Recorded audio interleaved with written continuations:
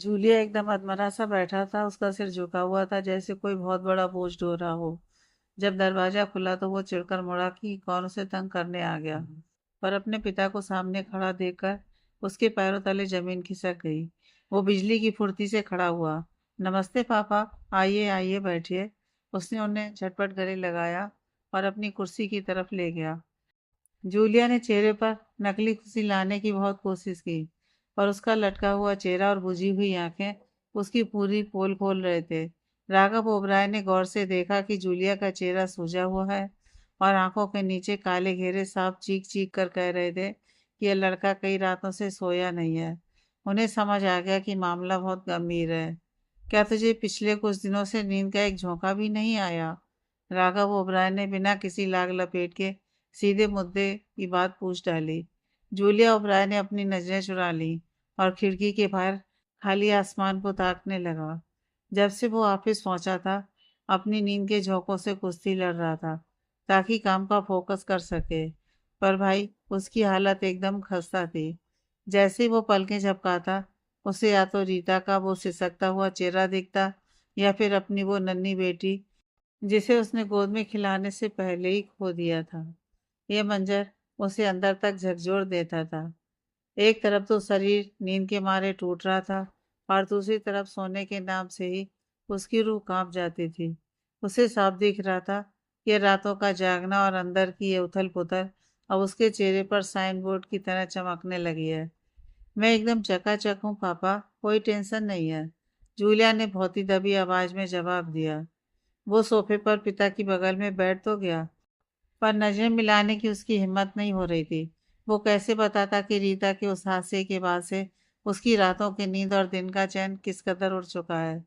श्री राघव ओबराय ने अपनी गर्दन धीरे से हिलाई और बोले, देख जूलिया, मैं तेरा बाप हूँ। मैंने तुझे तब से देखा है जब तू ढंग से अपना नाम भी नहीं बोल पाता था। तू जब छोटा सा था और बस तुतलाता था, मैं तब भी तेरी खामोशी का मतलब समझ लेता था। अगर तू वाकई ठीक होता तो मैं ये सवाल पूछता ही नहीं।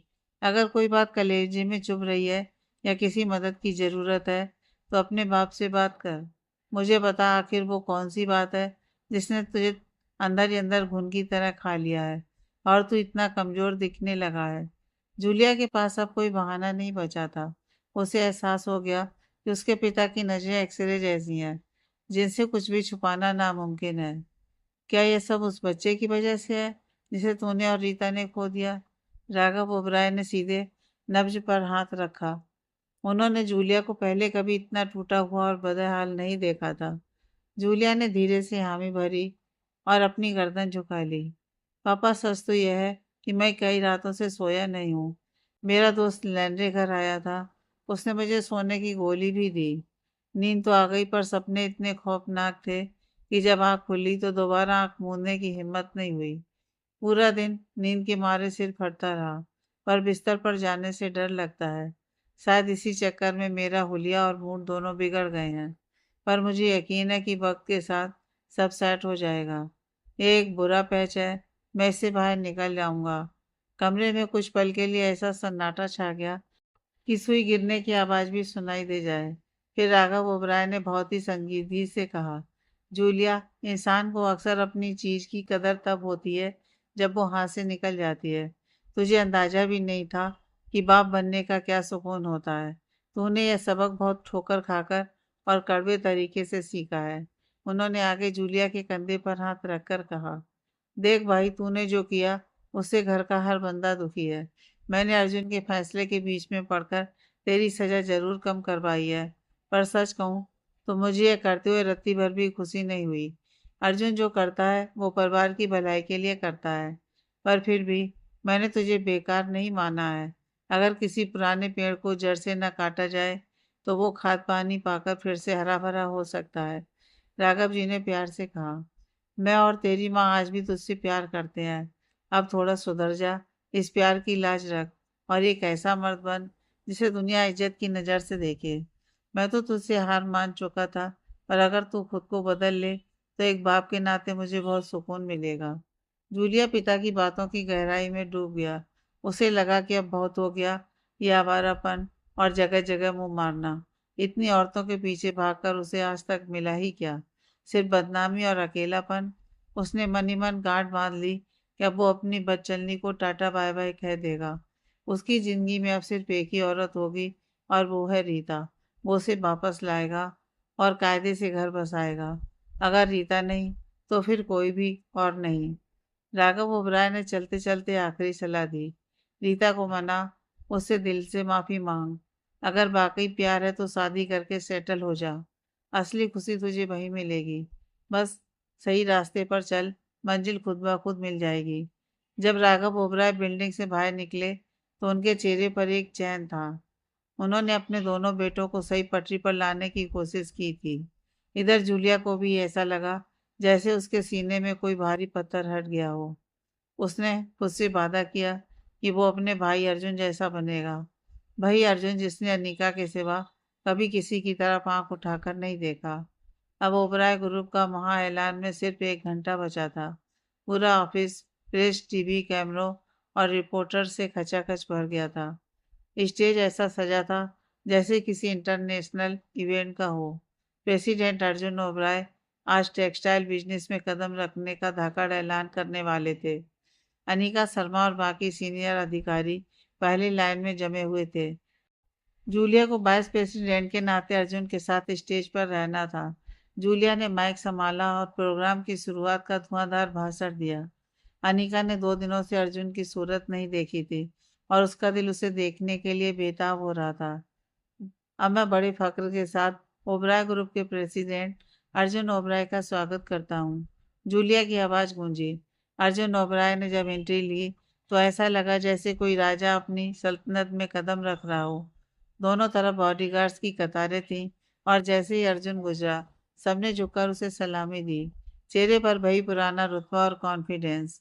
उसने दुनिया का सबसे महंगा डिजाइनर सूट पहना था। बाल एकदम परफेक्ट सेट थे और कलाई पर करोड़ की सोने की घड़ी चमक रही थी। उसके जूतों की चमक ऐसी थी कि सबकी आंखें चौंधिया गईं। जैसे वो स्टेज की तरफ बढ़ा, पूरा हाल तालियों की गड़गड़ाहट से कांप उठा। अनीका ने उसे देखा और उसके दिल में जैसे हजारों बिजलियां दौड़ गईं। वो अर्जुन के इस रॉयल अंदाज पर एक बार फिर अपना दिल हार बैठी। अनीका शर्मा अपने होने वाले हस्बैंड अर्जुन ओबराय को स्टेज पर देखकर खुशी से फूली नहीं समा रही थी। उसे इस बात का पूरा इल्म था कि शहर की न जाने कितनी कुंवारी लड़कियां अर्जुन के एक दीदार के लिए पागल रहती हैं, पर उसे इस बात का सुकून और गर्व था कि यह गब्बर सिर्फ और सिर्फ उसका है। मार्केट में कोई मुकाबला नहीं और उसे खोने का तो सवाल ही पैदा नहीं होता। अर्जुन उस दबंग लुक में एकदम किलर लग रहा था। उसने स्टेज पर कदम रखा, अपने छोटे भाई जूलिया को गले लगाया और फिर शेर की तरह जनता के सामने खड़ा हो गया। उसने अपना कॉलर माइक सेट किया, एक पल के लिए वहां मौजूद भीड़ को देखा और फिर सीधे कमरे के लेंस में आंखें डालकर अपना भाषण शुरू किया। मैं आप सभी को यहाँ तहे दिल से स्वागत करता हूँ। पूरी दुनिया की नजरें उस पर थीं, खासकर वो बिजनेस के दुश्मन जो हाथ धोकर उसके पीछे पड़े थे। ओबराय खानदान के इस बड़े वारिस ने जब से अपने पिता श्री राघव ओबराय से गद्दी संभाली थी, तब से वो एक के बाद एक ऐसे बम फोड़ रहा था कि विरोधियों के पसीने छूट रहे थे। उधर रीता अपने ड्राइंग रूम में सोफे पर दुबक कर टीवी पर यह सब लाइव देख रही थी। उसने देखा कि कैसे अर्जुन ने जूलिया को सीने से लगाया। अस्पताल वाले उस कांड के बाद जहां अल्फ्रेड ने जूलिया को जमकर बेइज्जती की थी, रीता ने उसे पहली बार देखा था। जूलिया पहले से थोड़ा कमजोर और दुबला लग रहा था, पर कसम से हैंडसम तो वो आज भी उतना ही था कि किसी का भी दिल डोल जाए। अर्जुन की स्पीच चल रही थी, पर रीता का दिमाग ना तो उसकी भारी भरकम बातों में था और ना ही खुद अर्जुन पर। उसकी आंखें तो बस जूलिया पर ऐसे चिपकी थीं जैसे चुंबक। उसे कुछ समझ में नहीं आ रहा था कि वो इस बंदे को इतनी गौर से क्यों देख रही है, पर वो चाह कर भी अपनी नजरें हटा नहीं पा रही थी। जूलिया आज भी उसे उतना ही अट्रैक्टिव लग रहा था जैसे पहली मुलाकात में लगा था। तभी हॉल में तालियों की ऐसी गड़गड़ाहट गूंजी कि रीता का ध्यान वापस स्क्रीन पर अर्जुन की तरफ गया। उसे घंटा पता नहीं था कि प्रेसिडेंट ने ऐसा क्या बोल दिया कि सब पागल हुए जा रहे हैं, पर वो भी अनजाने में मुस्कुरा दी। आखिर दोनों भाई एक ही सांचे के तो बने हैं। और मैं इस पूरे प्रोजेक्ट को अपनी उस भतीजी के नाम करता हूँ जो इस दुनिया की रोशनी कभी देख ही नहीं पाई, और साथ में अपने बेटों लव और खुश को। अर्जुन की कड़क आवाज गूंजी। यह सुनते ही रीता के सब्र का बांध टूट गया और उसकी आंखों से आंसू छलक पड़े। अर्जुन ने इतना बड़ा और करोड़ों का प्रोजेक्ट उसके मरे हुए बच्चे के नाम कर दिया। वो उसे आज भी याद करता है और उसे अपनी भतीजी का दर्जा दे चुका है। रीता ने सिसकते हुए अपने आंसू पोंछे। उसे इस बात की तसल्ली हुई कि कम से कम ओबराय खानदान में कोई तो ऐसा है जो उसके बच्चे के वजूद की इज्जत कर रहा है। उसे लगा कि जूलिया शायद उस बच्चे को भूल चुका होगा, पर रीता कैसे भूल सकती थी कि वो जूलिया के ही अंश को अपनी कोख में पाल रही थी। जूलिया ही वो मर्दा जिसे उसने बेपनाह मोहब्बत की थी। पर जब प्यार नफरत का चोला पहन ले तो पीछे हट जाना ही समझदारी होता है। रीता को यह पक्का यकीन था कि एक दौर ऐसा भी था जब जूलिया उसके प्यार में पागल था। जब सब कुछ ठीक था तो वो उसके लिए दुनिया की सबसे परफेक्ट आदमी था। पर मैं उस धोखेबाज के बारे में सोच ही क्यों रही हूँ। रीता ने झटके से एक ख्याल दिमाग से निकाला और टीवी देखने लगी। स्क्रीन पर अब अर्जुन की स्पीच खत्म हो चुकी थी और जूलिया सबको थैंक यू कह रहा था। बोलते हुए जूलिया के चेहरे पर वही पुरानी डिम्पल वाली मुस्कान थी। अर्जुन तो बहुत कम हंसता है, पर जूलिया का अंदाज जुदा है। वो जब मुस्कुराता है तो लगता है जैसे सब कुछ ठीक हो गया हो। उसे देखकर रीता को वो पुराने दिन याद आ गए जब जूलिया उस पर जान छिड़कता था। जैसे इवेंट खत्म हुआ और कैमरा बंद हुआ, रीता पूरी तरह टूट गई। उसे एहसास हुआ कि जूलिया अब उससे कितना दूर जा चुका है। क्यों जूलिया, तुम अब मुझसे प्यार क्यों नहीं करते? मैं तो आज भी तुम्हारी यादों में मर रही हूँ। रीता पागलों की तरह फूट फूट कर रोने लगी। तभी उसकी माँ श्रीमती मोनिका कमरे में दाखिल हुई। बेटी को इस हाल में देखकर मोनिका जी फिर से टेंशन में आ गईं। उन्हें लगा कि शायद रीता बच्चे के गम से अब तक उबर नहीं पाई है। अरे मेरी बच्ची, रो मत, सब ठीक हो जाएगा। तू अभी जवान है, भगवान ने चाहा तो तुझे फिर से बच्चा होगा। देख लेना, अगली बार तुझे जुड़वा बच्चे होंगे। मोनिका उसे बहलाने की कोशिश कर रही थी। रीता ने बस एक कड़वा घूंट भरा और खामोश रही। उसकी माँ को लग रहा था कि वो बच्चे के लिए रो रही है, पर हकीकत तो यह थी कि वो सासिक को याद कर रही थी जिसने उसे कहीं का नहीं छोड़ा था। इवेंट निपटाकर अर्जुन सीधे अपने केबिन में गया और घर निकलने की तैयारी करने लगा। 2 दिन की जुदाई के बाद वो अनीका को और अपने बच्चों से मिलने के लिए मरा जा रहा था। जब अर्जुन ओबराय निवास पहुंचा तो देखा कि अनीका और बच्चे डाइनिंग टेबल पर डिनर कर रहे हैं। वो सीधा बच्चों के पास गया और उनके गोल मटोल गालों को झप्पी देते हुए चूमा। मिस यू मेरे शेरों। अर्जुन ने प्यार से उनके बाल संवारे। उसने देखा कि अनीका बच्चों की प्लेट में चिकन और सब्जियां डाल रही है। उसने खुद प्लेट से 2 पीस उठाए और एक एक बच्चों को खिला दिया। बच्चे तो पापा को देखकर निहाल हो गए। उन्होंने टीवी पर अर्जुन को देखा था। हालांकि उन्हें प्रोजेक्ट समर्पित करने वाली भारी भरकम उर्दू समझ नहीं आई। बस अपना नाम सुनकर वो फूल कर कुप्पा हो गए थे।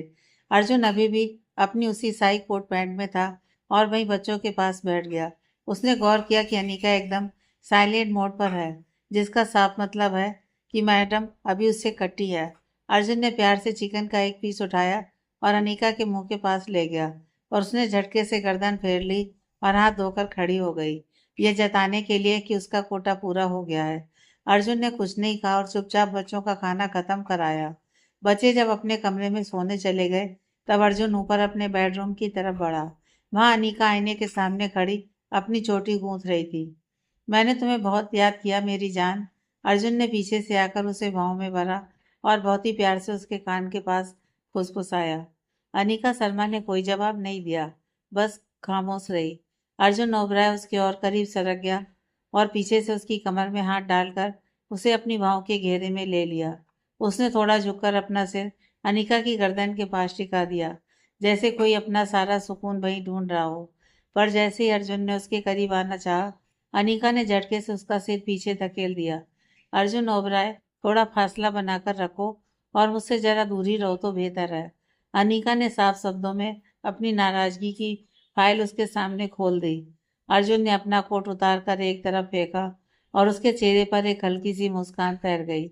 वो मन ही मन समझ गया कि अनीका अब उसके साथ वही कोल्ड वॉर खेल रही है जो उसने पिछले कुछ दिनों में उसके साथ खेला था। अभी सोने का वक्त नहीं हुआ था, इसलिए अनीका अर्जुन को बेडरूम में अकेला छोड़कर बाहर बालकनी की तरफ निकल गई। वो वहां एक कुर्सी पर जम गई और नीचे सड़क पर दौड़ती गाड़ियों की लाइटों को ऐसे देखने लगी जैसे उनमें कोई गहरा राज छिपा है। अनीका को ख्याल आया कि उसने पिछले कई दिनों से अपनी सहेली रीता को फोन तक नहीं किया है। उसने सोचा कि शुक्र है कल ऑफिस की छुट्टी है तो कल तसल्ली से उसकी खैरियत पूछेगी। उसे लगा कि शायद छुट्टी की वजह से ही जनाब आज शाम जल्दी घर लौट आए हैं। सच तो यह था कि अनीका उसे बुरी तरह याद कर रही थी, पर वो इतनी जल्दी हार मानने वालों में से नहीं थी। उसने अपने गुस्से का नाटक जारी रखा। उसे उम्मीद थी कि अर्जुन को भी उसकी कमी वैसी खली होगी जैसे उसे खली थी। अर्जुन नहा धोकर एकदम रिलैक्स होकर नीचे आया और अपनी लेडी लव को ढूंढने लगा। जब वो कमरे में नहीं मिली तो वो बालकनी की तरफ बढ़ा। वहां अनीका बड़े शांत भाव से बाहर का नजारा ले रही थी। अर्जुन दबे पांव उसके पास गया, उसे अचानक गोद में उठाया और कुर्सी पर बैठकर उसे अपनी गोद में सेट कर लिया। नाराज हो मुझसे? अर्जुन ने मखमली आवाज में पूछा। पर अनीका उसकी पकड़ से छूटने के लिए छटपटाने लगी। अनीका की इस जोर आजमाइश का अर्जुन पर रत्ती भर भी असर नहीं पड़ा।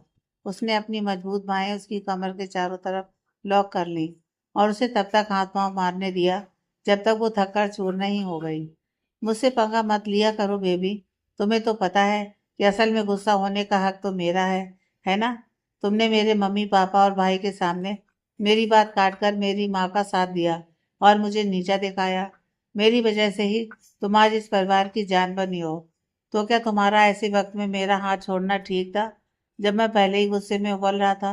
अर्जुन ने अपना हक जताते हुए सवाल दागा। जब से अनीका उसकी लाइफ में आई थी, अर्जुन ने उसे पलकों पर बिठाकर रखा था।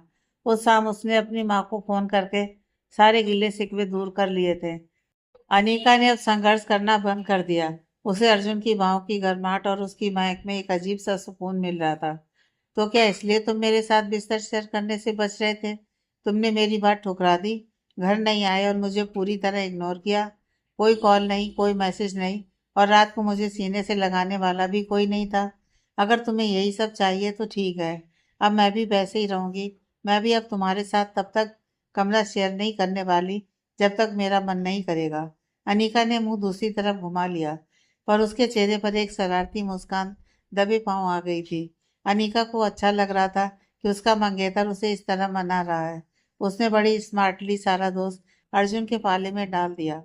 मेरा रात को घर ना आना कोई जानबूझकर लिया गया फैसला नहीं था जान। कंपनी में नई मशीनों का काम चल रहा था, इसलिए मुझे वहीं खूंटा गाड़ना पड़ा। मैं उस रात ऑफिस के सोफे पर ही सो गया था। मैंने तुम्हें अकेला नहीं छोड़ा था, बस काम का प्रेशर ऐसा था। और हाँ, उस रात तेरी बात ना मानने के लिए आई एम सॉरी।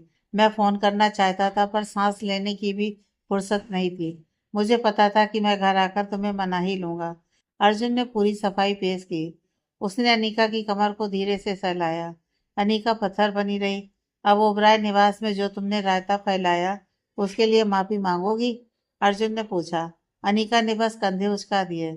जब वो नहीं मानी तो अर्जुन ने उसकी कमर पर धीरे से चिकोटी काट ली। अनीका तिलमिलाई पर अपनी जिद पर अड़ी रही। आखिर में अर्जुन ने उसके पेट और कमर पर गुदगुदी का ऐसा हमला किया कि अनीका का सारा गुस्सा हंसी के फव्वारे में बदल गया। रुको अर्जुन, बस करो प्लीज। वो हंसते हंसते निडाल होने लगी। पहले सॉरी बोलो। अर्जुन ने गुदगुदी और तेज कर दी।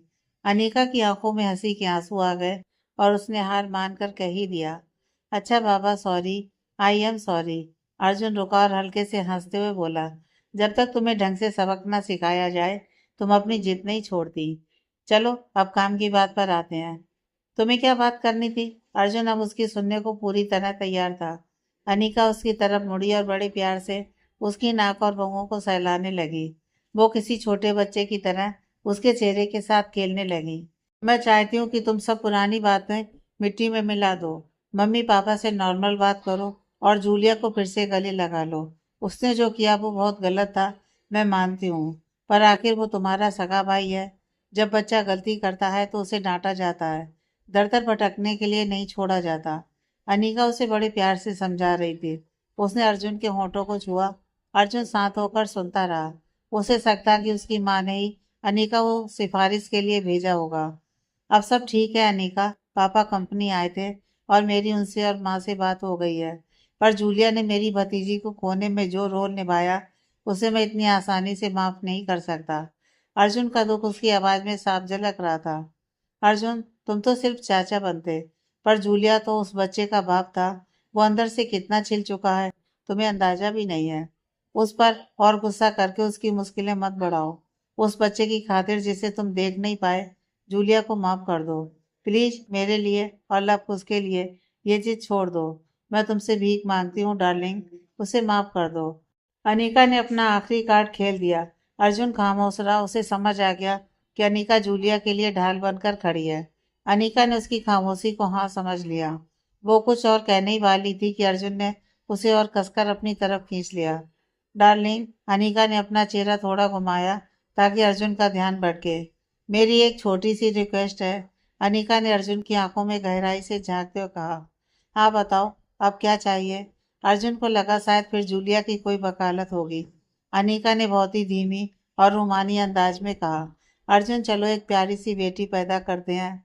अनिका शर्मा ने जैसे ही ये बम फोड़ा, अर्जुन ओबराय की तो सिट्टी पिट्टी गुम हो गई। वो बस उसे पथराई आंखों से घूरता रह गया। एक बेटी चाहिए? अनिका ने कोई गोलमोल बात नहीं की। उसने तो सीधे बेटी की डिमांड टेबल पर रख दी थी। अर्जुन का चेहरा जो अभी तक मुस्कुराहट से चमक रहा था, धीरे धीरे फिर से उसी गंभीर पोकर फेस में बदल गया। उसने आज तक अनिका से इस बारे में जिक्र तक नहीं किया था कि उसे और बच्चे भी चाहिए या नहीं। तो फिर ये अचानक ये कैसी फरमाइश? अर्जुन को लगा कि भाई इस वक्त तो शादी के कार्ड और तारीख की बात होनी चाहिए, ना कि किसी नए मेहमान की। वो तो आज रात अनिका के साथ 7 फेरों का प्लान फिक्स करने वाला था। पर मैडम तो गाड़ी को किसी और ही पटरी पर ले गई। यहाँ तक कि अपने पिता श्री राघव ओबराय की सलाह से भी पहले अर्जुन ने खुद को मानसिक रूप से शादी के लिए तैयार कर लिया था। पर अब अनिका के मुंह से ये बेटी वाली बात सुनकर उसका दिमाग थोड़ा चकरा गया। अनिका ने उसकी खामोशी को ताड़ लिया और समझ गई कि बंदा अंदर ही अंदर जवाब ढूंढ रहा है। वो अर्जुन की आंखों में आंखें डालकर उसके माथे और बालों को बड़े प्यार से सहलाती रही। मैं सच में एक बेटी चाहती हूँ अर्जुन, अनिका ने इस बार और भी संजीदगी से कहा। उसे खुद भी एक गुड़िया जैसी लड़की चाहिए थी और अर्जुन की माँ यानी सासू माँ की भी यही दिली ख्वाहिश थी। अनिका, हमारे पास पहले से ही दो दो शेर हैं, तुझे एक और बच्चा क्यों चाहिए? सच कहूँ तो मैं अपने इन दो बेटों के साथ ही अपनी दुनिया में बहुत खुश हूँ और मुझे किसी तीसरे की रत्ती भर भी जरूरत महसूस नहीं होती। अर्जुन ने आखिरकार अपनी चुप्पी तोड़ी। उसने अनीका की कलाई पकड़ ली ताकि उसके हाथ चेहरे पर ना घूमे, क्योंकि अनीका का यह टच उसे अंदर तक हिला रहा था। पर मुझे एक और बच्चा चाहिए। लव और कुछ तो बिन बुलाए मेहमानों की तरह बिना किसी प्लानिंग के हो गए थे, पर इस बार हम सब कुछ टिप टॉप प्लान करके करेंगे। और वैसे भी मम्मी जी को एक पोती चाहिए, वो बेचारी आस लगाए बैठी है। अनीका अपनी बात पर अड़ी रही। अर्जुन को पूरी पिक्चर समझ आ गई। जब से जूलिया और रीता का वो हादसा हुआ है, उसकी माँ अनीका के पीछे पड़ गई होंगी। इसका साफ मतलब था कि सासू माँ और बहू ने मिलकर पहले ही ये पूरा बेटी प्रोजेक्ट तैयार कर लिया है और अनीका बस उसे इसकी ऑफिशियल जानकारी दे रही है, क्योंकि भाई इस प्रोजेक्ट को पूरा करने में अर्जुन का रोल तो सबसे जरूरी है। अच्छा, तो यह सारा तिया पांचा तेरा और मेरी माँ का है? तुम दोनों ने मिलकर एक खिचड़ी पकाई है ना? अर्जुन ने ऐसे पूछा जैसे कोई जासूस मुजरिम से पूछताछ कर रहा हो। नहीं अर्जुन, पूरा सच ये नहीं है। मम्मी जी ने मुझ पर कोई दबाव नहीं डाला है। रीता का बच्चा खोने के बाद जब मम्मी बहुत ज्यादा टूट चुकी थी, तब मैंने उन्हें दिलासा देने के लिए कह दिया था कि मैं उन्हें एक पोती दूंगी। मेरा ये वादा सुनते ही उनका मुरझाया हुआ चेहरा खिल उठा था। अब मैं उस वादे से मुकरना नहीं चाहती। और वैसे भी अर्जुन, तू खुद सोच, लव और कुछ के लिए एक छोटी बहन होना कितनी प्यारी बात होगी। अनीका ने उसे बड़ी तसल्ली बख्श अंदाज में समझाया। अर्जुन ने एक लंबी सांस ली और अपना मुंह दूसरी तरफ घुमा लिया। उसे लगा कि भाइयों के लिए एक बहन वाली बात थोड़ा लॉजिक तो है, पर अगर यह सब सिर्फ माँ को खुश करने का स्टंट है तो यह कोई बहुत अच्छी बात नहीं थी। जूलिया को आगे चलकर फिर से बच्चा होगा और हो सकता है तब माँ की पोती वाली हसरत पूरी हो जाए। इसके लिए तेरा दोबारा माँ बनना जरूरी नहीं है अनिका। मैंने पहले नहीं कहा, पर मेरे लिए ये दो बेटे काफी है। हमें अभी अपनी शादी की बात करनी चाहिए, ना कि बच्चों की। अर्जुन ने अपनी असहमति दर्ज करा दी। पर अर्जुन, मैं एक ऐसी बेटी चाहती हूँ जो बिल्कुल मेरी तरह दिखे, या फिर मम्मी जी जैसी हो। तू और जूलिया तो बिल्कुल पापा की फोटो कॉपी है। तो क्या हम औरतों जैसा दिखने वाला इस घर में कोई नहीं होना चाहिए? अनिका ने अपना अगला दांव खेला। अर्जुन के चेहरे पर एक टेढ़ी मुस्कान आ गई। पहली बात तो यह अनिका कि तुझे ऐसा क्यों लगता है कि आज तू प्रेग्नेंट होगी तो लड़की ही होगी? ये हमारे हाथ में नहीं है। और दूसरी बात, अपनी या माँ की तरह दिखने वाला बच्चा भूल जा। अगर लड़की हुई भी तो वो मेरा फीमेल वर्जन होगी। ओबराय खानदान के जीन्स इतने स्ट्रांग हैं कि हम बेटे हमेशा अपने बाप जैसे ही दिखते हैं। तो तेरा ये तर्क तो यहीं ढेर हो गया। अनिका सोच में पड़ गई कि क्या यह खड़ूस अर्जुन सही कह रहा है। वो और जूलिया दोनों हूबहू राघव जी जैसे हैं। लब और कुछ भी अर्जुन की कार्बन कॉपी है। पर फिर भी वो जो भी होगी बहुत सुंदर होगी। अर्जुन जैसा हैंडसम मर्द अगर पिता बनेगा तो उसकी बेटी कितनी गजब की होगी। पर बात तो वही थी, उसे एक बेटी चाहिए थी और वो चाहती थी कि अर्जुन उसका यह हुक्म मान ले। तो क्या तू ये कह रहा है कि तू मुझे बेटी नहीं देगा? अनिका ने बनावटी गुस्से के साथ अपनी बहुएं से घोड़ी। अर्जुन का दिमाग सुन्न हो गया। उसे बेटी देना क्या वो कोई बाजार से खरीदी चीज है? इस बारे में हम बाद में ठंडे दिमाग से बात करेंगे। मैं तुझसे कुछ और जरूरी बात करना चाहता था। सोचा था बेडरूम में कहूंगा, पर यहाँ बालकनी में भी माहौल सेट है, तो यहीं कह देता हूँ। अर्जुन थोड़ा रुका और अनिका की आंखों की गहराई में झांका। अनिका का गुस्सा भवा होने लगा था। अर्जुन ने आगे कहा, मैं चाहता हूँ कि हम अब शादी के बंधन में बन जाएं और मैं बहुत खुश होऊंगा अगर ये शादी जल्द से जल्द हो जाए। अनिका एकदम साइलेंट हो गई। उनकी सगाई को जुमे जुमे 8 दिन क्या, काफी वक्त हो गया था और वो बस अर्जुन के मुंह से शादी का प्रपोजल सुनने का इंतजार कर रही थी। वे पहले से ही साथ रह रहे थे और बच्चों की परवरिश कर रहे थे। बस अब इस रिश्ते को एक कानूनी ठप्पा लगाना बाकी था। अगर तू तैयार है तो मैं भी पूरी तरह रेडी हूँ, अनिका ने धीरे से जवाब दिया। बिल्कुल मैं तैयार हूँ, वरना मैं तुझसे ये बात छेड़ता ही क्यों? अर्जुन ने उसे यकीन दिलाया। इस पर दोनों के बीच शादी की बात पक्की हो गई और अर्जुन ने सुझाव दिया कि शादी आज से ठीक 3 हफ्ते बाद कर ली जाए। अनिका मान गई। उसे पता था कि उसे ज्यादा माथापच्ची नहीं करनी है। कोई ना कोई वेडिंग प्लानर सारी तैयारियां देख लेगा। उसे बस अपनी शादी का लहंगा पहनना है और अर्जुन की दुल्हन बनना है। अर्जुन बहुत खुश था। आखिरकार अनीका हमेशा के लिए उसकी होने वाली थी। चलो ठीक है, इसका मतलब कि अब मैं प्रेग्नेंट हो सकती हूँ और मुझे कोई फिक्र करने की ज़रूरत नहीं है, क्योंकि अब तो हमारी शादी हो रही है।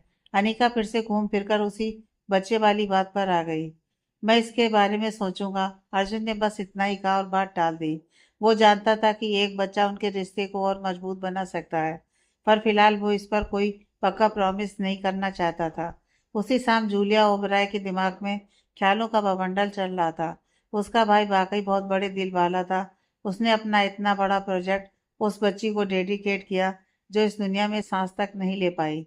जूलिया ने सोचा कि काश उसकी बेटी जिंदा होती तो अर्जुन उसे भी लब और कुश की तरह ही लाड प्यार करता और वे सब एक साथ खेलते कूदते। क्या रीता ने वो लाइव स्ट्रीम देखी होगी? क्या उसने सुना होगा कि उसके बड़े भाई ने क्या कहा? अगर उसने सुना होगा तो उसे यकीनन दिल से अच्छा लगा होगा, पर फिर उसे लगा कि शायद ही उसने देखा हो, क्योंकि उसके घर वाले अब ओबराय खानदान की परछाई से भी नफरत करते थे। तभी जूलिया को याद आया कि उसने लैंड्रे का कॉल मिस कर दिया था। उसने उसे वापस फोन मिलाया और बताया कि वो काम के चक्कर में थोड़ा बिजी था। लैंड्रे ने उसकी खैरियत पूछी तो जूलिया ने कहा कि वो पूरी तरह तो ठीक नहीं है, पर उसका मूड पहले से थोड़ा बेहतर है। लैंड्रे ने उसे डॉक्टर वाली सलाह दी कि आज रात वो बिना कोई गोली खाए सोने की कोशिश करे, पर अगर बिल्कुल भी नींद ना आए तो ही एक गोली लेना। मैं अब सोना ही नहीं चाहता लैंड्रे। जूलिया ने अचानक अपने दिल का गुबार निकाल दिया। सोना नहीं चाहते? ओ भाई, ऐसी बात बोलता कौन है? डॉक्टर लैंड्रे तो एकदम सन रह गया। उसे रत्ती भर भी समझ में नहीं आया कि जूलिया ओबराय आखिर कहना क्या चाह रहा है। अभी कल आधी रात का ही तो वाकया है। जूलिया ने उसे फोन करके छोटे बच्चे की तरह गिड़गिड़ाते हुए बोला था कि उसे नींद की एक झपकी तक नहीं आ रही। लैंड्रे अपना आरामदेह बिस्तर और गहरी नींद छोड़कर आधी रात को उसके पास भागा था ताकि उसे सुला सके, और अब अगले ही दिन जूलिया कह रहा है कि उसे सोना ही नहीं है। लैंड्रे सोचने लगा कि अगर ये लड़का ऐसे ही जागता रहा तो डिप्रेशन इसे कच्चा चबा जाएगा और फिर ये केस सीधा दिमागी अस्पताल का प्रॉपर्टी बन जाएगा। लैंड्रे तू चुप क्यों हो गया भाई? मुझे लगा तू पूछेगा कि मैंने ये उल्टी बात क्यों कही। जूलिया ने उसकी खामोशी को भांपते हुए टोका। लैंड्रे बोला, भाई पूछूंगा ही, कोई भी नॉर्मल बंदा ऐसी बात नहीं करता। अब साफ साफ बता, क्या लफड़ा हुआ है? क्या खिचड़ी पक रही है तेरे दिमाग में? जूलिया ने अपना गुबार निकालना शुरू किया। देख भाई, जब नींद नहीं आ रही थी तो मैं बहुत परेशान था, पर जब तेरी दी हुई गोली खाकर मैं सोया तो मुझे ऐसे डरावने और खौफनाक सपने आए कि पूरा दिन मेरा भेजा फिराई रहा। वो तो भला हो पापा का जो ऑफिस आए और मेरा थोड़ा मूड ठीक किया। फिर शाम को भाई की स्पीच सुनकर मन को बहुत सुकून मिला। पर सच कहूँ तो अब आंख मूंदने से खौफ आ रहा है। लैंडे की बहुएं तन गईं। डरावने सपने, बिना सोए तो सपने आ नहीं सकते। मतलब गोली खाने के बाद ही ये सारा हरर शो शुरू हुआ। क्या तुझे कुछ अजीब दिख रहा था? मतलब जागते हुए मति भ्रम जैसा कुछ? लैंडे ने डॉक्टर वाली बात पूछी। जूलिया ने बताया, पता नहीं भाई, पर मुझे सपने में अपनी वो अनपैदा बेटी दिखी जिसे मैंने और रीता ने अपनी गलतियों की वजह से खो दिया। वो मुझे पुकार रही थी, मुझे अपनी तरफ बुला रही थी। अब अगर मैं 2 मिनट के लिए भी आंख बंद करता हूँ तो मुझे वही मासूम चेहरा दिखने लगता है जो मुझे डराता नहीं बल्कि तड़पाता है। जूलिया उस बच्चे की बात कर रहा था जो दुनिया देखने से पहले ही मिट गई। लैंडे समझ गया कि जूलिया का पछतावा है जो अब सपनों की शक्ल ले रहा है। जूलिया, वो गोलियां आप कचरे के डिब्बे में डाल दे। मैं तुझे दूसरी दवा दूंगा जो तेरे सिस्टम को सूट करे। तू अभी कहाँ है? मैं घर पहुंच गया हूँ, जूलिया ने जवाब दिया। वो लैंडे से मिलने के लिए बेताब था। लैंडे ने उसे चेकअप के लिए तुरंत अस्पताल बुलाया और जूलिया ने अपनी गाड़ी की चाबी उठा ली। घर से निकलने से पहले जूलिया ने हिम्मत जुटाकर अपने भाई अर्जुन को फोन मिलाया। थैंक यू भाई। जूलिया की आवाज में एक भारीपन था। जैसे ही अर्जुन ने फोन उठाया, अर्जुन ओबराय ने दूसरी तरफ से कोई जवाब नहीं दिया, पर वो दिल ही दिल में समझ गया कि जूलिया उस स्पीच के लिए शुक्रिया कह रहा है जिसमें अर्जुन ने करोड़ों का प्रोजेक्ट अपनी भतीजी को समर्पित किया था।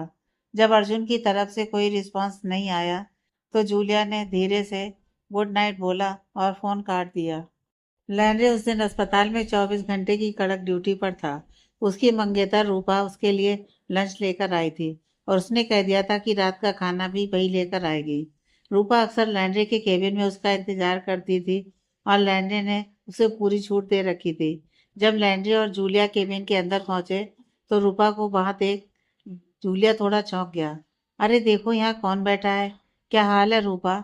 जूलिया ने मुस्कुराते हुए कहा। रूपा ने भी अपनी कुर्सी छोड़ी और जूलिया का स्वागत किया।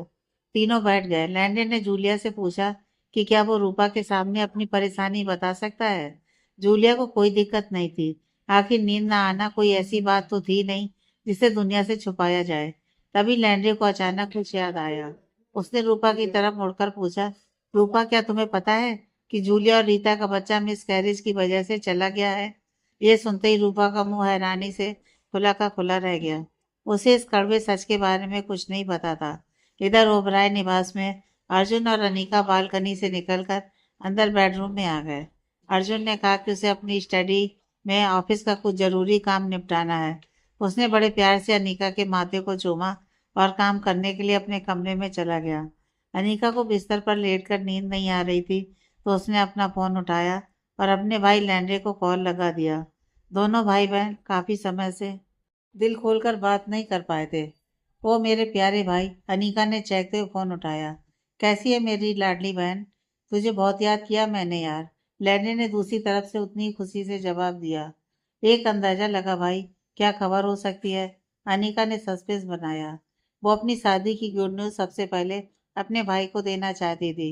लैंडे ने थोड़ा दिमाग दौड़ाया और बोला, कहीं तेरी शादी की शहनाइयां तो नहीं बजने वाली हैं अनीका? वाह भाई, तू तो अंतर्यामी निकला। बिल्कुल सही पकड़ा। अर्जुन ने कहा है कि हम 3 हफ्ते में शादी कर लेंगे। भाई, मैं बता नहीं सकती कि मैं कितना खुश हूँ। अनीका चहक रही थी। लैंडे भी अपनी बहन के लिए बहुत खुश हुआ और ड्यूटी खत्म होते ही मिलने आने का वादा किया। अनीका भी फोन पर बात कर ही रही थी कि अर्जुन बेडरूम में वापस आ गया। फोन रखने के बाद अनीका ने उसे बड़े प्यार और खुशी भरी नजरों से देखा। अर्जुन मुस्कुराया और रजाई के अंदर आया और अनीका को अपनी बाहों के घेरे में भर लिया। उसने उसके कान के पास बहुत ही धीमे से फुसफुसाते हुए कहा, उस दिन तू कुछ कह रही थी ना कि तुझे रोमांस चाहिए। अब बता मैडम, क्या ख्याल है तेरा? अनीका शर्मा ने अर्जुन को खुद से हल्का सा पीछे धकेला और मुंह फुलाकर बोली, देख अर्जुन, आज तो रहने ही दे। मुझे उस दिन रोमांस चाहिए था जिस दिन मैंने खुद तुझसे कहा था, पर तब तूने नखरे दिखाए थे और पूरे भाव खाए थे। अर्जुन के चेहरे पर एक शैतानी मुस्कान आ गई। भाई, वो इतनी जल्दी हार मानने वाला खिलाड़ी नहीं था। उसने अनीका को फिर से झटके से अपनी बाहों के घेरे में ले लिया। मैं तेरी वही पुरानी हसरत आज पूरी करना चाहता हूँ जो उस दिन अधूरी रह गई थी। देख, मैं कितना भला आदमी बनने की कोशिश कर रहा हूँ। इसके लिए तो तुझे मेरा शुक्रिया अदा करना चाहिए। अर्जुन ने बड़े लाड से फुसफुसाते हुए कहा। शुक्रिया भाई, किस बात का? अनीका ने अपनी गर्दन दूसरी तरफ घुमा ली। अर्जुन उसके होठों को चूमने के मौके की तलाश कर रहा था, पर अनीका भी कम नहीं थी। वो बार बार उसे चकमा दे रही थी। बेडरूम में एक मीठी सी जंग छिड़ी हुई थी। मैडम ना पर अड़ी थी और जनाब हाँ पर। मुझे अब उस पुरानी बात को कुरेदने में कोई दिलचस्पी नहीं है। जब मुझे तेरी जरूरत थी तब तूने साफ नो कह दिया, और अब खुद उतावला हो रहा है। सच तो यह है कि तू मेरी कोई ख्वाहिश पूरी नहीं कर रहा, बल्कि तुझे खुद इस वक्त इसकी तलब हो रही है। तो सुन लो मिस्टर ओबराय, आज रात तुझे फूटी कौड़ी नहीं मिलने वाली। अनिका ने अर्जुन के ही पुराने डायलॉग्स उसी पर चिपका दिए। अर्जुन ने सुनकर खिलखिलाकर हंस पड़ा। उसे याद आया कि अभी कुछ ही दिन पहले उसने भी अनीका से यही टसन में कहा था, आज रात तुम्हें कुछ नहीं मिलने वाला।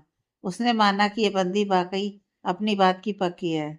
अरे भाई, औरतों को तो तब शुक्रगुजार होना चाहिए जब कोई मर्द उन पर इतना मेहरबानी दिखाए। तुझे तो प्यार से थैंक यू बोलना चाहिए। अर्जुन ने उसे और चिढ़ाया। अब अनीका अपनी हंसी नहीं रोक पाई और दोनों जमकर हंसने लगे। अर्जुन दुनिया के सामने चाहे कितना भी पत्थर दिल और गंभीर रहता हो, पर अनीका के साथ वो अपनी सारी फॉर्मेलिटीज गेट के बाहर छोड़ आता था। उसने अनीका को बिस्तर पर लिटाया और खुद उसके ऊपर झुक गया। उसने अनीका के दोनों नाजुक हाथ अपने हाथों में जकड़ लिए और उसके चमकते चेहरे को निहारने लगा। अर्जुन, तू बहुत बड़ा धोखेबाज है। तेरा जब मन करता है तू ना बोल देता है, पर मेरे पास ना बोलने का कोई हक नहीं है। ये तो सरासर चीटिंग है भाई। अनीका ने हाथ छुड़ाने की नाकाम कोशिश करते हुए शिकायत की। देख बेबी, मर्द इसलिए पैदा हुए हैं ताकि औरतों के साथ ऐसी मीठी चीटिंग कर सकें। बस ये हद से बाहर नहीं होनी चाहिए।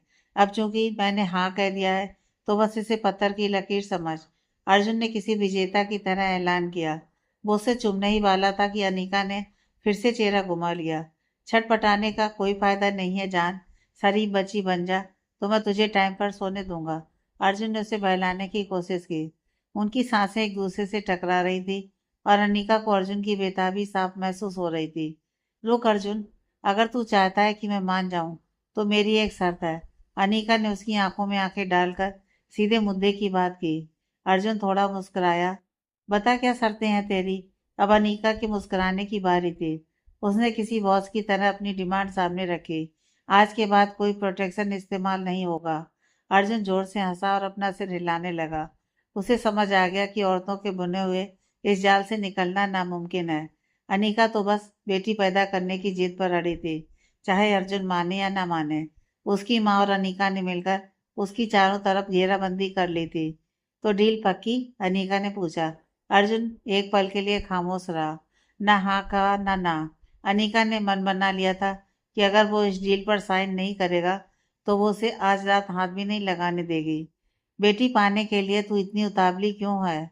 अर्जुन ने पूछा। तो अनीका ने बस कंधे उचका दिए। डील? उसने फिर से पूछा और अर्जुन ने आखिरकार हार मानते हुए सिर हिला दिया। चल ठीक है, डील। ये सुनते ही अनीका का चेहरा खुशी से चमक उठा और उसने अर्जुन को करीब आने का ग्रीन सिग्नल दे दिया। अगले दिन जूलिया ओबराय की हालत पतली थी। उसका मन बार बार रोने का कर रहा था। डॉक्टर लैंड्रे की नई दवा भी बेअसर साबित हुई थी। उसे वही खौफनाक सपने फिर से आए और इस बार तो उसे उस मृत बच्ची की आवाज अपने कानों में गूंजती हुई महसूस हो रही थी। जूलिया ने तय कर लिया कि वो अब और कोई दवा नहीं खाएगा। वो इस तकलीफ को तब तक झेलेगा जब तक उसका दिमाग खुद शांत ना हो जाए। उसने मन भटकाने के लिए जिम का रुख किया। इत्तेफाक से अर्जुन भी अपने पर्सनल जिम में पसीना बहा रहा था। जब अर्जुन निकला था तब अनिका गहरी नींद में थी। छुट्टी का दिन होने के कारण अर्जुन फिटनेस पर पूरा ध्यान दे रहा था। इसी हफ्ते लव और कुश का जन्मदिन आने वाला था। अर्जुन इसे बड़े भव्य अंदाज में मनाना चाहता था, अपने असली डैडी के साथ। यह उनका पहला जन्मदिन था। करीब 2 घंटे की कसरत के बाद अर्जुन नहाकर और फ्रेश होकर बाहर निकला। उसने स्नीकर्स पहने, गले में तौलिया डाला और ओबराय निवास के मुख्य हिस्से में आया। उसे ख्याल आया कि क्या उसके बेटे मार्शल आर्ट्स की क्लास सीरियसली ले रहे हैं। घर के अंदर अनीका नहीं मिली तो वो उन्हें ढूंढते हुए बच्चों वाले ग्राउंड की तरफ गया। वहां उसे अनीका और दोनों बच्चे दिखाई दिए। वे तीनों मजे से जॉगिंग कर रहे थे। अनीका लेगिंग्स और स्लीवलेस टॉप में इतनी यंग लग रही थी कि जैसे कोई कॉलेज स्टूडेंट हो। अर्जुन दूर खड़ा होकर उन्हें निहारने लगा।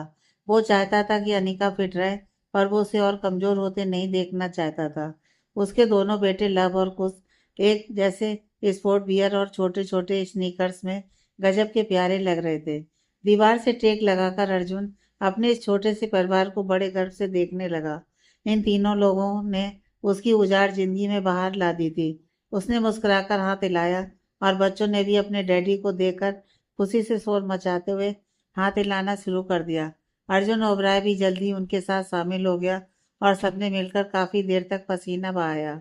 चारों का सुबह का वो टाइम एकदम फर्स्ट क्लास गुजरा। अर्जुन गार्डन में आराम से बैठकर बच्चों के आने वाले जन्मदिन की पूरी प्लानिंग करने वाला था कि तभी जूलिया ओबराय वहां आ दमका। जूलिया ने देखा कि उसका बड़ा भाई और अनीका साथ बैठे हैं और बच्चे अपनी मस्ती में चूर हैं। लब और कुश अपने मम्मी पापा की गोद में दुबक कर बैठे थे। जैसे ही उन दोनों नन्हे उस्तादों ने अपने चाचा को देखा, वो रॉकेट की रफ्तार से कूदे और चिल्लाते हुए जूलिया की तरफ भागे। चाचा जूलिया, चाचा जूलिया। बच्चों को देखते ही जूलिया के चेहरे पर जमी मायूसी बर्फ की तरह पिघल गई। उसके चेहरे पर एक चौड़ी मुस्कान आई और वो घुटने के बल नीचे बैठ गया ताकि अपने भतीजों को गले लगा सके। वो उन्हें बहुत मिस कर रहा था। मन ही मन उसे मलाल हो रहा था कि आखिर अर्जुन ने उसे इन मासूमों से मिलने के लिए मना ही क्यों किया था। अनीका ने गौर किया कि जूलिया के दिल में बच्चों के लिए कितनी साफ और गहरी मोहब्बत है। उसने एक नज़र अर्जुन की तरफ देखा, जो जूलिया के आते ही अचानक अपने फोन में ऐसे मगन हो गया था जैसे दुनिया का सबसे जरूरी काम अभी ही निपटाना हो। अनीका को ताज्जुब हुआ कि जो बंदा अभी 2 मिनट पहले हंसी मजाक कर रहा था, वो जूलिया को देखते ही इतना इग्नोर मोड पर कैसे चला गया। हेलो जूलिया, आ जाओ। अनीका ने मुस्कुराकर उसका स्वागत किया। जूलिया ने जवाब तो दिया, पर उसका चेहरा उतरा हुआ और बीमार सा लग रहा था। उसकी वो पुरानी चॉकलेटी चमक गायब थी और वो अपनी उम्र से काफी बड़ा और थका हुआ दिखने लगा था। हेलो अनीका। जूलिया की आवाज में वो पहले वाली खनक नहीं थी। अनीका ने उसे गौर से ताड़ा। उसे पक्का यकीन हो गया कि जूलिया के साथ कुछ तो सीरियस लोचा है। क्या वो रीता के बच्चे के जाने के गम में इतना घुल गया है कि खुद को ही भूल गया। कल ऑफिस में तो वो फिर भी ठीक लग रहा था, पर आज तो उसकी हालत किसी देवदास जैसी थी। जूलिया बच्चों का हाथ पकड़कर खड़ा हुआ। उसे डर था कि कहीं अर्जुन उसे यहाँ देखकर भड़क न जाए, क्योंकि भाई ने उसे साफ चेतावनी दी थी। उसने एक सवालिया नजर अनीका पर डाली तो अनीका ने बस इशारा किया कि सब ठीक है, तू भाई से बात कर। नमस्ते भाई, जूलिया ने पूरी हिम्मत जुटाकर कहा। अर्जुन ओबराय ने बस एक छोटा सा सिर हिलाया। उसने और कुछ नहीं कहा और चुपचाप खड़ा होकर अंदर की तरफ चल दिया। अनीका ने जूलिया को अंदर आने का इशारा किया और सब उसके पीछे पीछे हो लिए। अंदर पहुंचते ही अर्जुन ने स्टाफ को हुक्म दिया कि बच्चों को गुनगुने पानी से नहलाकर विला में ले आएं। तभी बाहर एक जोरदार हॉर्न गूंजा। यह डॉक्टर लैंड्रे होगा। उसने सुबह बच्चों से मिलने की बात कही थी। जूलिया ने सोफे पर धंसते हुए कहा। उधर अर्जुन और अनीका पसीने से तरबतर थे, तो वे जल्दी से ऊपर शावर लेने चले गए। पहले तू नहा ले, फिर मैं जाऊंगी, अनीका ने रिलैक्स होते हुए कहा। अरे हम साथ क्यों नहीं नहा सकते हैं? बाथरूम इतना बड़ा तो है, कोई किला थोड़ी ही है, अर्जुन ने शरारत भरी आवाज में पूछा। अनीका ने भी कोई नखरा नहीं दिखाया। उसे साथ नहाने में कोई ऐतराज नहीं था। बाथरूम में अर्जुन ने रोमांस का कोटा पूरा किया। उसने अनीका को तब तक फ्री नहीं किया जब तक उसने उसे अपनी बेपनाह मोहब्बत का एहसास नहीं करा दिया। वो पल छोटा जरूर था, पर दोनों के लिए एकदम जादुई था। कुछ देर बाद जब वे नीचे हॉल में आए तो बच्चे एकदम चुपचाप तैयार थे। लब और कुश ने एक जैसी चारकोल ग्रे पोलो शर्ट और जीन्स पहनी थी, जिसमें वो छोटे अर्जुन ओबराय लग रहे थे। वहाँ डॉक्टर लैंड्रे के साथ रूपा भी पहुंच चुकी थी। जूलिया वहाँ बैठकर वाइन की चुस्कियां ले रहा था और सब गपशप में मशगूल थे। नीचे आते ही अनीका का दिल गार्डन गार्डन हो गया। उसके पुराने दोस्त और ओबराय परिवार सब एक छत के नीचे थे। आप सबको यहाँ देखकर मजा आ गया। अब जब आप सब यहाँ आ ही गए हैं तो एक काम करो, हमारी शादी प्लान करने में हाथ बटाओ। अनीका ने चहकते हुए ये बड़ा धमाका किया। अर्जुन उसके बगल में आकर खड़ा हो गया और दोनों साथ में एकदम पावर कपल लग रहे थे। क्या बात है, तुम और भाई शादी कर रहे हो? जूलिया की आंखों में असली वाली खुशी चमक उठी। उसकी वो मुस्कान देखकर हॉल में मौजूद हर बंदा मुस्कुराने लगा। अनीका ने हाँ में सिर हिलाया। जूलिया ने फौरन अपना ग्लास साइड में रखा और अनीका को गले से लगा लिया। फिर अपने बड़े भाई अर्जुन को भी कसकर बाहों में भर लिया। बधाई हो आप दोनों को। कसम से आप दोनों की कहानी एकदम फिल्मी है। नफरत से शुरू हुई और आज प्यार की जीत हो गई। अनिका, मुझे याद है वो पहला दिन जब तुझे पता चला था कि अर्जुन कौन है। तू तो इसका कच्चा मांस चबा जाना चाहती थी। जूलिया ने आगे कहा। उस दिन तेरी आंखों का गुस्सा देखकर मुझे लगा था कि तू भाई को जिंदा नहीं छोड़ेगी। तूने इसे थप्पड़ भी जड़ा था। मैंने अपनी लाइफ में पहली बार भाई को किसी औरत से थप्पड़ खाते देखा था। और उसी दिन मुझे समझ आया कि भाई तेरे प्यार में कितना गहरा डूब चुका है। तुम दोनों एक दूसरे के लिए ही बने हो। यह सब सुनकर अनीका को अपनी पुरानी हरकतों पर थोड़ी शर्म आ गई। उसे याद आया कि उसने अर्जुन को कितना भला बुरा कहा था। उसकी आंखें नम हो गईं और उसने अपना सिर अर्जुन के सीने पर टिका दिया।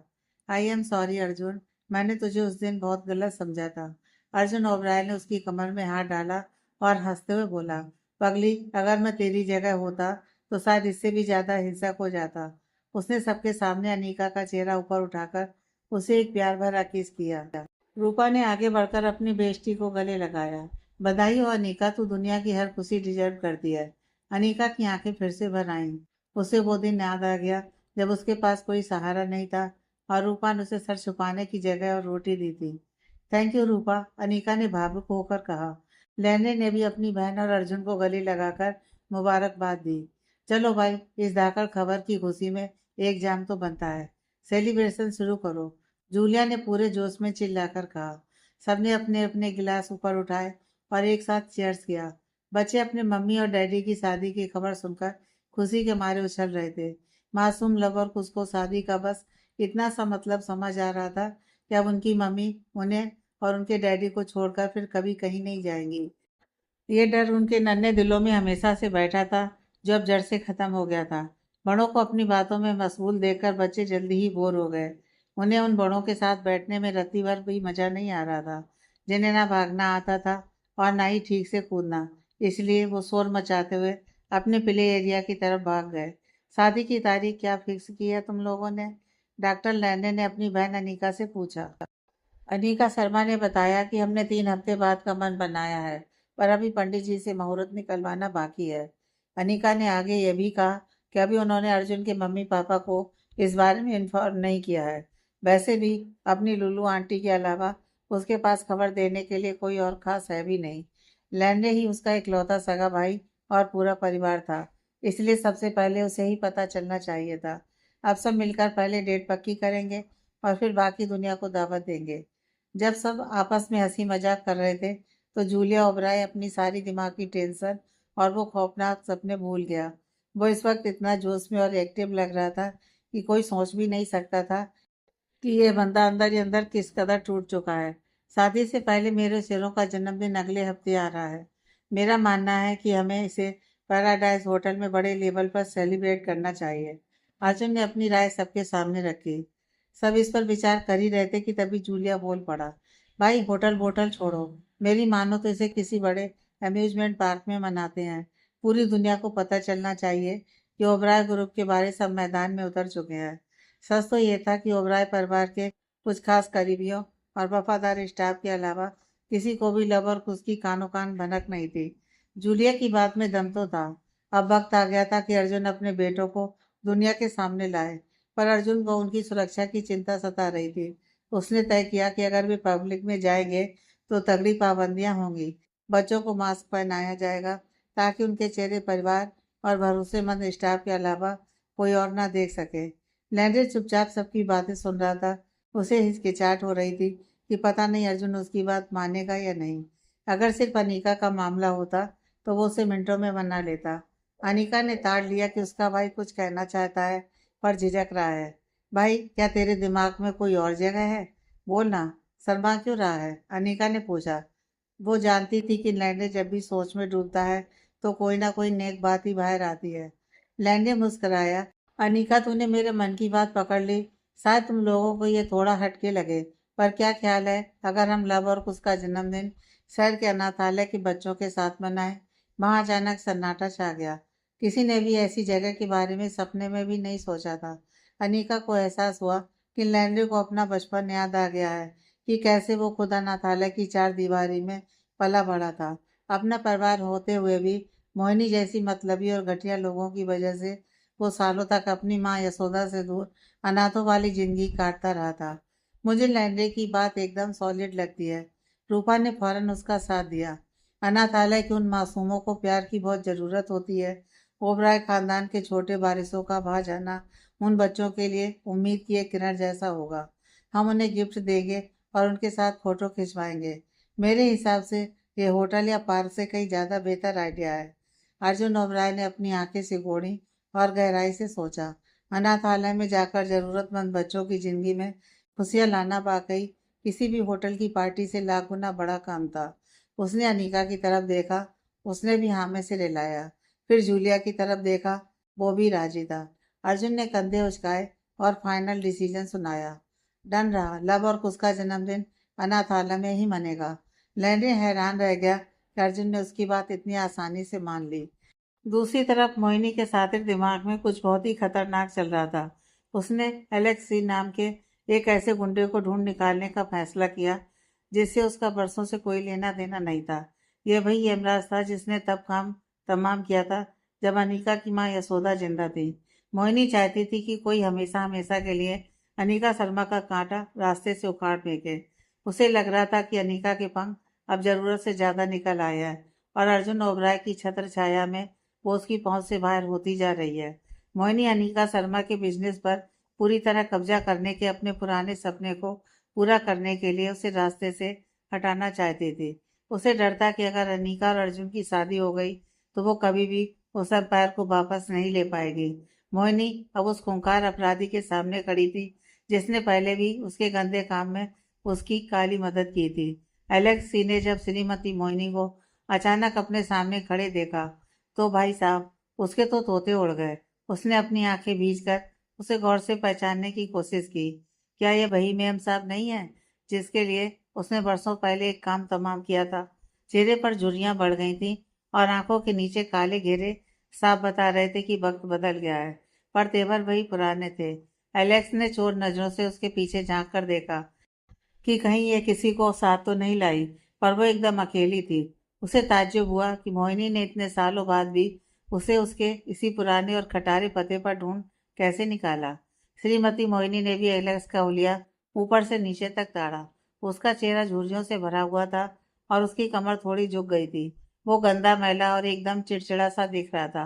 बाल सफेद हो चुके थे और वो पूरी तरह एक बूढ़ा और लाचार मुजरिम लग रहा था। साल गुजर गए थे पर उसकी सातिर आंखें और वो घटिया मुस्कान आज भी वैसी ही थी जैसी पहले हुआ करती थी। एलेक्सी, मोहिनी ने उसका नाम पुकारा और फिर बड़ी सावधानी से आसपास देखा कि कहीं कोई उसे ताक तो नहीं रहा। एलेक्स उसका इशारा समझ गया और बिना चू चपाड़ किए मुड़ा और उसे एक सुनसान गली से होते हुए एक खंडर जैसी बिल्डिंग के अंदर ले गया। मोहिनी उसके पीछे पीछे दबे पांव चली गई। उसे डर सता रहा था कि कहीं यहाँ उसे कोई जान पहचान वाला ना देख ले, वरना वो तो डर और शर्म के मारे जिंदा दफन हो जाएगी। एलेक्स ने एक ऐसे अंधेरे कमरे का दरवाजा धक्का देकर खोला और अंदर घुस गया। मोहिनी पीछे आई और तुरंत कुंडी चढ़ा दी। एलेक्स ने एक हल्की रोशनी वाला लैंप जलाया। कमरे के अंदर घुसते ही शराब और सस्ती सिगरेट की भयंकर सड़ान ने मोहिनी का दम घोट दिया। एक कोने में लोहे के बेड पर एक गंदा और फटा हुआ गद्दा पड़ा था। कमरे की छत आधी टूट चुकी थी और बाकी हिस्से से बारिश का पानी टपकने के निशान साफ गवाही दे रहे थे। कमरे की खिड़की इतनी छोटी थी जैसे मुर्गियों का दड़बा हो। वहां हवा आने का कोई रास्ता नहीं था और जैसे ही मोहिनी अंदर गई उसका जी मिचलाने लगा। उसे लगा जैसे वो अभी खून की उल्टी कर देगी। उसने सोचा, क्या कोई बंदा ऐसे नरक में भी रह सकता है? अनीका की माँ श्रीमती यशोदा ने इसे वर्षों पहले इतने पैसे दिए थे कि एक आलीशान बंगला खरीद सकता था, पर इस नशेड़ी ने सब कुछ जुए और धुएं में उड़ा दिया। हाँ भाई, क्या काम है मोहिनी? एलेक्स ने सिगरेट सुलगाते हुए पूछा और उसका धुआं उसी घुटन भरे कमरे में छोड़ दिया। तुम्हारे लिए एक और बड़ा शिकार है। श्रीमती मोहिनी ने अपनी खूनी साजिश का पन्ना खोल दिया। काम पक्का करने के बाद मोहिनी अपनी कार में बैठी और वहां से 9 2 11 हो गई। उसका मन खराब हो रहा था। उसे लगा कि आज के टाइम में भी कोई ऐसी गंदी जगह पर कैसे रह सकता है। फिर उसने सोचा कि एक भाड़े के कातिल से और उम्मीद भी क्या की जा सकती है। एलेक्स ही एक पेशेवर कातिल था और खून करना उसका पेशा था। वो कोई शरीफों वाली जिंदगी तो जी नहीं सकता था। खैर, मोहिनी को उसकी फटी आली से क्या लेना देना। उसने एलेक्स को एडवांस के तौर पर कुछ रोकड़ा थमा दिया। मोहिनी ने मन ही मन मुस्कुराते हुए सोचा कि बस कुछ दिन की बात है, फिर अनिका शर्मा रास्ते से हमेशा के लिए साफ हो जाएगी। उसके बाद मोहिनी और उसकी बेटी रिया पूरे शर्मा ग्रुप की इकलौती मालकिन बन जाएंगी। कुछ दिनों बाद शहर के एक अनाथालय में ओबराय खानदान के नन्हे वारिसों का जन्मदिन मनाया जा रहा था। अनाथालय के मैनेजमेंट को पहले ही मोटी रकम खिलाकर सारी तैयारियां चकाचक करवा दी गई थी। अनिका और अर्जुन ने उस दिन ऑफिस जल्दी निपटा दिया ताकि समय पर पहुंच सकें। अनिका के भाई डॉक्टर लैंडे ने बच्चों के लिए शानदार सुपर किड्स बाइक खरीदी थी और जूलिया ओबराय ने उनके लिए बर्थडे की खास ड्रेसेस ली थी। दोनों मामा और चाचा ने मिलकर तैयारी में कोई कसर नहीं छोड़ी थी। लव और कुश अपना चौथा जन्मदिन मना रहे थे। अर्जुन ओबराय ने अनाथालय के हर एक बच्चे के लिए महंगे गिफ्ट्स मंगवाए थे। जब भी अनाथालय पहुंचे तो वहां का नज़ारा किसी मेले जैसा था। हर तरफ रंग बिरंगे गुब्बारे, हैप्पी बर्थडे के पोस्टर और पार्टी वाले गाने गूंज रहे थे। एक बड़ा हॉल सजाया गया था जहां अनाथालय के सभी बच्चे अपने सबसे अच्छे कपड़ों में बैठे इंतजार कर रहे थे। जब अर्जुन ओबराय ने उन मासूम बच्चों को देखा तो उसका पत्थर जैसा दिल भी पिघल गया। ये वो बच्चे थे जिन्होंने शायद कभी अपने माता पिता का चेहरा तक नहीं देखा था। जैसे ही लव और कुश हॉल में आए, सब बच्चों ने एक साथ मिलकर बर्थडे सॉन्ग गाना शुरू कर दिया। उन मासूमों ने अपने नन्हे हाथों से बनाई पेंटिंग्स लव और कुश को तोहफे में दी। भले ही वो चीजें महंगी नहीं थी, पर उनमें उन बच्चों का ढेर सारा प्यार छिपा था। लैंडे को अपना बचपन याद आ गया। उसे याद आया कि कैसे वो भी कभी इन्हीं बच्चों की तरह मेहमानों के स्वागत की तैयारी करता था। उसने सोचा कि अगर उसे गोद न लिया गया होता तो आज वो भी इन्हीं में से एक होता। रूपा अनिका के साथ खड़ी थी। लव और कुश पहली बार दूसरे बच्चों के साथ खुलकर खेल रहे थे और फोटो खिंचवा रहे थे। वे काफी समय से बाहर निकलकर दोस्ती करना चाहते थे और आज उन्हें वो मौका मिल गया था। अर्जुन ने फोटोग्राफर्स को सख्त हिदायत दी थी कि अगर बच्चों की सुरक्षा को कोई भी आंच आई तो वो उनकी कंपनी को डुबा देगा। प्रोग्राम सिर्फ 1 घंटे का था। सब कुछ फटाफट निपटाना था। पार्टी खत्म होने वाली थी और सब बच्चे बहुत खुश थे। पर वहीं एक कोने में 3 साल की एक नन्ही बच्ची बहुत उदास बैठी थी। वो गौर से देख रही थी कि कैसे सब लोग इन दो लड़कों को लाड कर रहे हैं। उसे लगा कि क्या ये सब इनके पापा हैं। उसके मम्मी पापा उसे घर ले जाने कब आएंगे। वो एक छोटी सी भारतीय मूल की बच्ची थी। जब पार्टी खत्म हुई और जूलिया और लैंड्रे बच्चों को बाय बाय बोलकर निकलने लगे तो उस बच्ची ने हिम्मत जुटाई और दौड़कर जूलिया की पैंट पकड़ ली। सबके कदम वहीं थम गए। जूलिया उसकी तरफ मुड़ा और देखा कि उस छोटी सी जान की आंखों में आंसू भरे थे। बच्ची ने बड़ी मासूमियत से पूछा, प्लीज क्या आप मेरे पापा को ढूंढने में मेरी मदद करोगे। आगे की कहानी नेक्स्ट।